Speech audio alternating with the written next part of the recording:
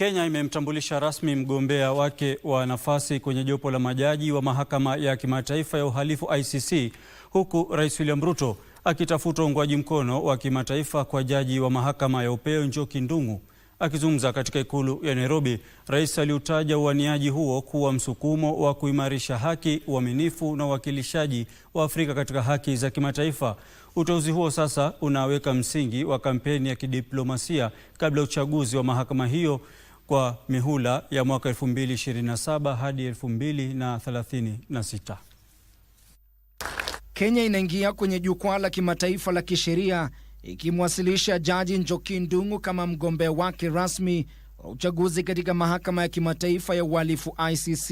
By presenting one of our most accomplished and distinguished jurists, the Honorable Lady Justice Susan Njoki Ndung'u.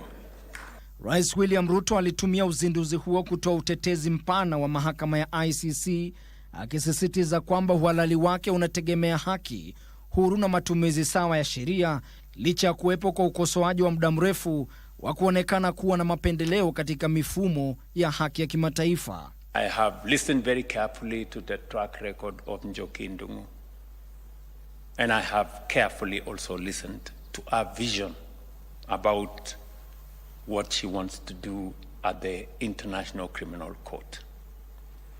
And they are persuasive, coherent, and meaningful.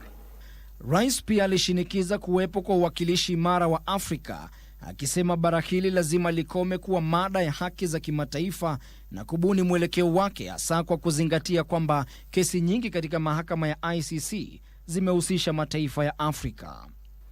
Africa, therefore, cannot remain merely the subject of international justice. Africa must help shape international justice. And I believe firmly that the candidature of Lady Justice Njoki Ndung'u is going to achieve this end. Ugombeaji wa Jaji Ndung'u umeegemezwa katika tajiriba ya miongo kadhaa ya kisheria na kikatiba, kuanzia kuhusika kesi za uhalifu mkubwa hadi kuchangia katika kubuniwa kwa katiba ya Kenya mwaka 2010 na kuhudumu katika mahakama ya upeo. The judiciary invited expressions of interest from all judges of the superior courts, subjected the applications to rigorous evaluation by the Judicial Service Commission, and transmitted the 3 recommended candidates for consideration by His Excellency the President. At a very personal level, on behalf of the government of Kenya, you have our endorsement, support, and we are going to campaign for you.